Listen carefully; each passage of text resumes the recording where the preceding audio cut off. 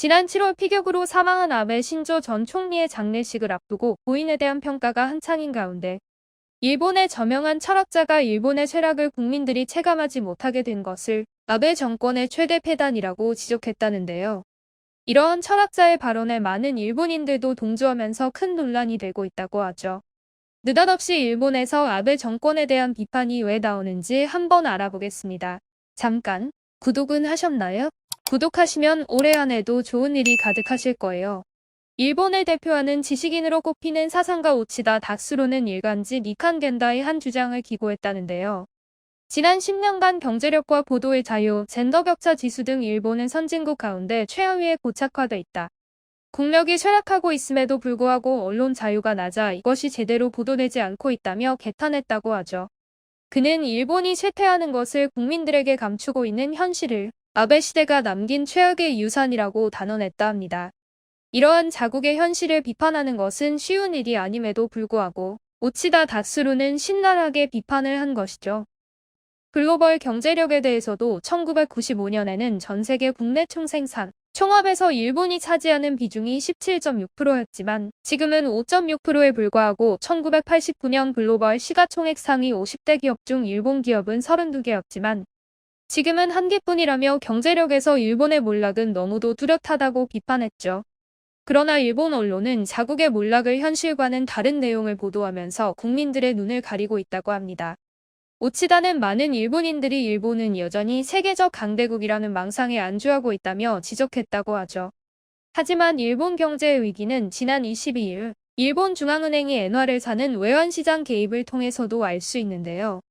미국 연방준비제도는 기준금리를 한 번에 0.75포인트 인상하는 자이언트 스텝을 단행하고 있는 반면 일본은 마이너스 금리를 유지하면서 엔화 공급량을 늘리고 있어 엔화 가치가 떨어질 수밖에 없는 상황인 것이죠.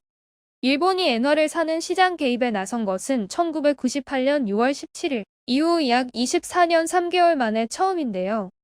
엔화 가치 24년 만에 최저치를 기록하며 엔저 현상이 심화된 모습은 사실상 일본의 경제력이 바닥을 치고 있는 것입니다. 또한 아베 시대의 신자유주의에 입각한 이데올로기도 일본의 몰락에 큰 영향을 줬다고 하는데요.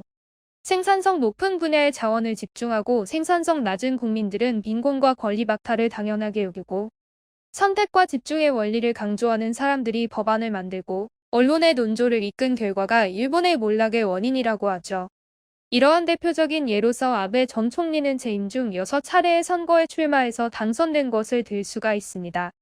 우치다는 일본의 상황을 주식에 비유함으로써 더욱 신랄하게 비판한 모습을 보여줬는데요.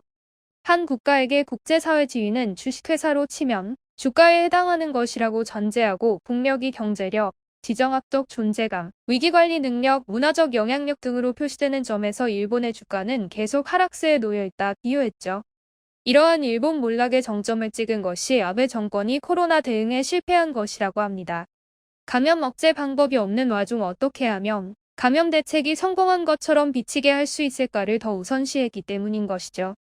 또한 전체적으로 봤을 때 일본이 코로나 팬데믹에 대해서도 기후변화에 대해서도 동아시아의 지정학적 안정에 대해서도 인구 감소에 대해서도 범지구적 위기에 대해서도 10년간 일본은 국제사회에서 지도력 있는 비전을 제시하지 못했습니다. 과거의 선진국으로서의 지위만 생각하고 발전이 없는 모습이 지금의 일본의 몰락을 만든 것이라고 볼 수도 있겠네요. 반면 한국은 일본과 달리 끊임없이 발전하고 늘 치열한 경쟁이 기본이었다 보니 발전할 수밖에 없었습니다. 비판적인 의견이 과한 경우도 있었지만 그래도 주장을 굽히지 않고 결국 조율해 나가는 점이 이러한 차이를 만든 것이죠. 이러한 일본의 몰락을 인정하거나 빨리 알아챈 일본인들은 특히 이웃나라 한국에서 미래를 대비해야 한다고 하는데요. 한국도 일본의 몰락을 반면교사 삼아 같은 길을 밟지 않고 동아시아의 주도국가로서 성장하길 바랍니다. 대한홍익이었습니다. 감사합니다.